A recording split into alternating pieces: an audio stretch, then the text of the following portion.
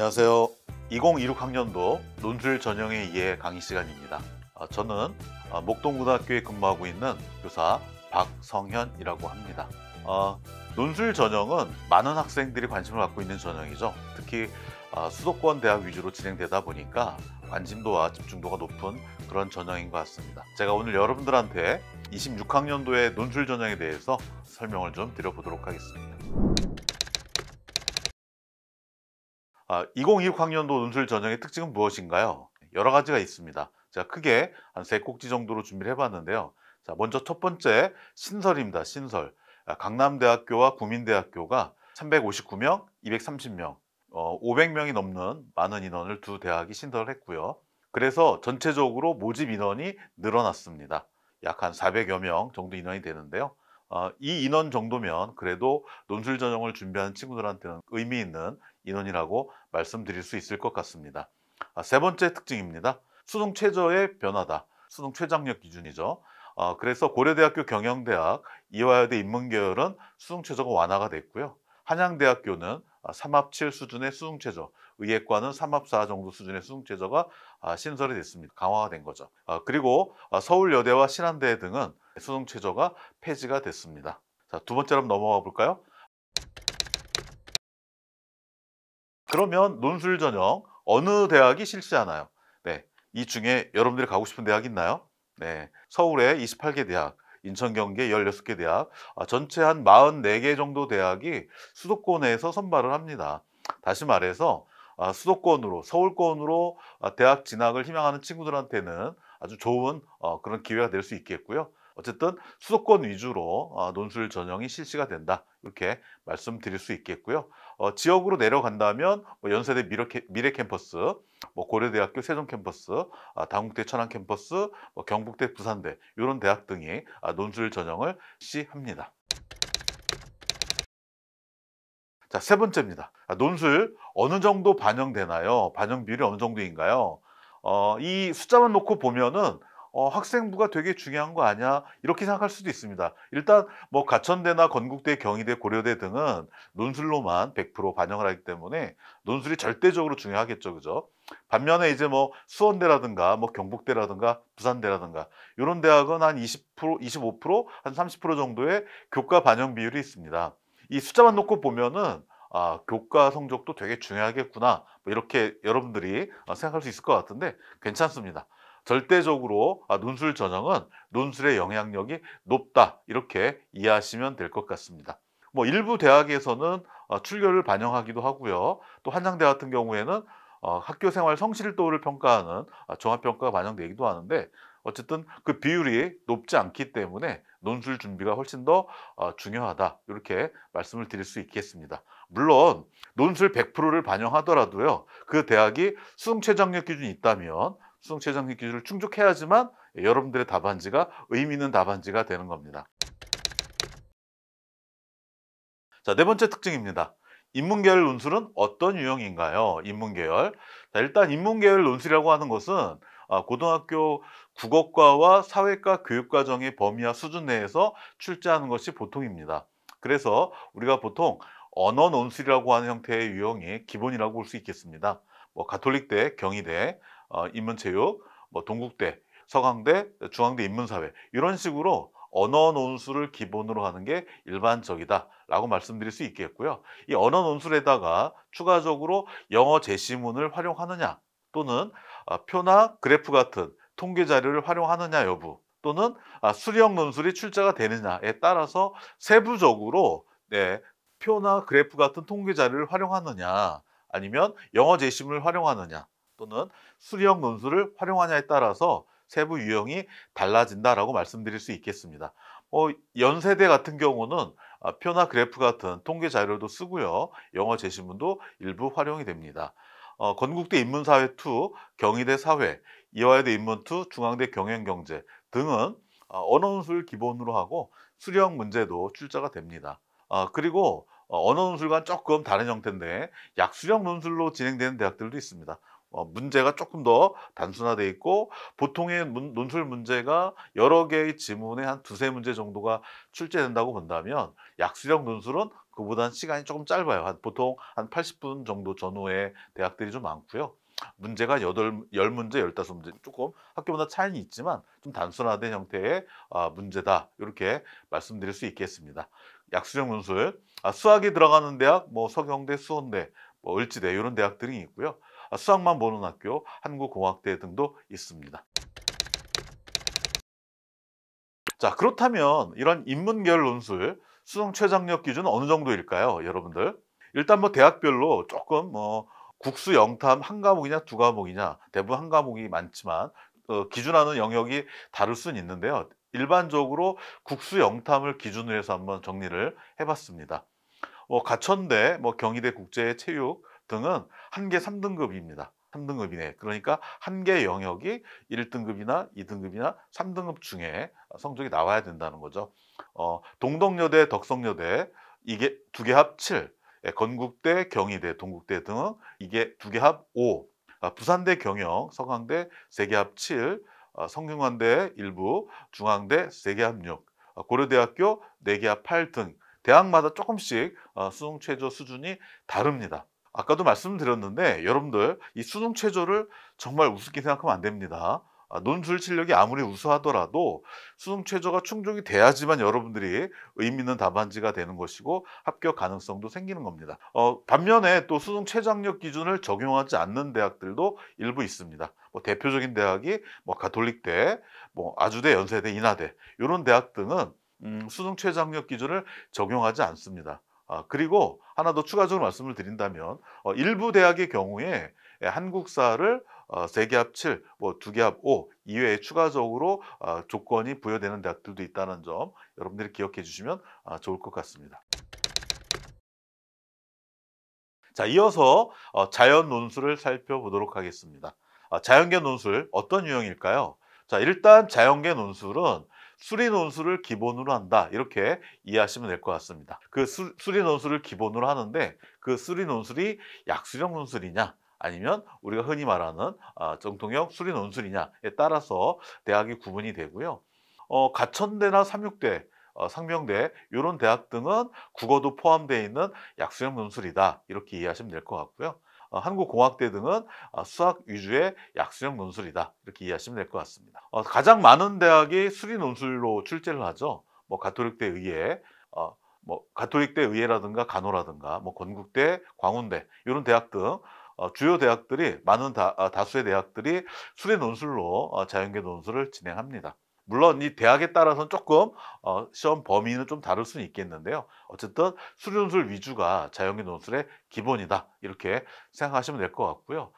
여기에 추가적으로 과학이 포함되는 경우도 있습니다. 주로 이제 의학학 계열이 좀 더 많다라고 말씀을 드릴 수 있겠는데요. 뭐 아주대 의학과 과학이 지정되어 있고 경북대 의학학 계열도 과학이 들어가 있습니다. 전체적으로 수리 논술을 기본으로 하기 때문에 수학 실력이 매우 중요하다. 이렇게 말씀드릴 수 있겠고요. 하나 추가적인 말씀 드려보겠습니다. 서울여대, 뭐 남학생들은 갈 수 없는 대학이죠. 서울여대가 2025까지는 과학 논술로 출제가 됐었습니다. 근데 2026부터는 수리 논술로 바뀐다는 점. 제가 좀 아까 이 정리한 이 자료들은 2025 기준이기 때문에 아직 대학들이 발표를 안 했습니다. 최종적인 것은. 그래서 내년에 여러분들 수시 요강을 통해서 최종적인 유형 같은 것도 확인할 필요가 있겠습니다. 자, 자연계열 논술 수능 최저학력 기준 어느 정도일까요? 네, 인문계열과 마찬가지로 대학에 따라서 한 개 3등급 이내 대학, 뭐 3개 7 혹은 4개 8 이런 식으로 대학에 따라서 최저학력 기준이 좀 차이가 있습니다. 예를 들어 뭐 가천대 일부 학과를 제외한 가천대, 외대, 한국외대 글로벌 이런 경우에는 한 개 3등급 이내 정도의 수능 최저가 부여가 되겠고요. 뭐 가톨릭대 간호, 한양대 등은 세 개 합 7등급 이내, 네, 고려대학교 4개 합 8등급 이내 정도의 수능 최저가 설정이 되어 있습니다. 좀 전에도 말씀드렸듯이 여러분들 자연스럽게 수련술 위주로 공부를 하겠지만 수능 공부도 정말 중요하다는 점 여러분들 학교 공부도 그래서 열심히 더 집중적으로 해야 되는 겁니다. 추가적으로 수능 최저가 적용되지 않는 대학도 한번 말씀을 드려보겠습니다. 뭐 상명대, 뭐 서울여대, 뭐 인하대 연세대 이런 대학 등이 수능 최저가 적용되진 않습니다. 저 밑에 제가 줄을 달아놨네요. 지금 화면에 보여지는 이런 대학들은 의학학 계열을 제외한 수능 최저 학력 기준이고요. 의학학 계열은 제가 좀 이따도 말씀드리겠지만 이보다는 조금 더 높은 수준의 수능 최저를 요구하고 있다. 이렇게 말씀드릴 수 있겠습니다. 자연계 논술 특히 이런 어떤 고민이 있을 것 같은데 수능 최저학력 기준에 선택 과목이 지정이 있습니까? 네. 대부분은 많이 이제 완화가 됐는데요. 일부 대학은 아직 수능 최저학력 기준에 선택 과목이 남아 있습니다. 예를 들어서 뭐 과탐을 지정한 대학도 있고요. 수학 미기와 과탐을 동시에 지정한 대학들도 있습니다. 가톨릭대 의예과와 약학과, 국민대 자연, 덕성여대 약학과 요런 등의 대학들은 과탐을, 그리고 뭐 경북대 모바일이라든지 단국대 천안의 의예과, 치예과 등은 수학 미적 또는 기하와 과탐 중에서 과목을 선택하게끔 이렇게 지정이 되어 있습니다. 따라서 지금 화면에 보여지는 요런 대학의 진학을 위해서는 과탐과 수학 미적 또는 기하의 공부가 필요하겠습니다. 혹시라도 이제 수학을 다른 과목 확률과 통계를 공부한 친구라면은 두 번째 칸에 있는 그런 대학 지원은 좀 어렵다는 점 이해하시면 좋을 것 같습니다. 예, 드디어 나왔네요. 관심도가 높은 의학학 계열도 말씀을 드려보도록 하겠습니다. 의학학 계열 논술 전형으로 갈 수가 있나? 네, 당연히 의학학 계열도 논술로 갈 수 있습니다. 의대 정원이 좀 늘어나면서 가천대가 좀 많이 눈에 띄죠, 그죠? 가천대가 한 40명 정도. 그래서 전체적으로 200명 넘는 212명 정도가 의대 모집 인원이고요. 치대, 경북대, 경희대, 단국대, 천안, 연세대 이 네 개 대학에서 한 31명 정도 수로, 한의대, 경희대와 부산대에서 26명, 예, 건국대와 경북대, 수의대 12명, 예, 그다음에 다수의 대학, 뭐 가톨릭대부터 시작해서 경희대, 성균관대, 숙명여대, 중앙대 이런 다수 대학에서 논술로 약학과를 100명 정도 선발을 합니다. 중앙대가 24명이니까요. 약학과에서는 중앙대가 모집 규모가 제일 크다고 말씀드릴 수 있겠습니다. 요런 학과들이 여러분들이 관심 있는 의학학 계열인데요. 이 화면에다가 제가 분량 문제 때문에 최저 학력 기준을 적지는 않았습니다. 하지만 의학학 계열의 경우에는 일반 학과에 비해서 되게 높은 수준의 수능 최저 학력 기준이 설정되어 있다. 뭐 이를테면 뭐 국수, 영탐 4개 영역 중에서 뭐 1등급 3개라든지 혹은 3개 합 4에서 5라든지 뭐 4개 합 5에서 6이라든지 일반 학과보다는 높은 수준의 수능 최저학력 기준이 걸려 있기 때문에 우리 학생들 논술도 논술이지만 수능에 대한 준비도 매우 중요하다라는 점 말씀드릴 수 있겠습니다.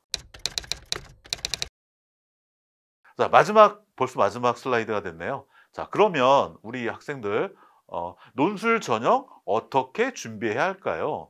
자, 일단 논술 전형은 우리가 보통 대학별 고사라고 말씀을 드리죠. 대학별 고사라고 하는 것은 결국 고등학교의 교육과정의 수준과 범위 내에서 출제가 된다. 다시 말하면 고등학교의 학과 공부, 교과 공부에 충실해야 된다는 점을 먼저 강조해 드립니다. 학교에서 배우고 있는 수업을 열심히 듣지도 않는데 그 학생이 사고력이, 문제 해결력이 뛰어날 가능성이 높을까요?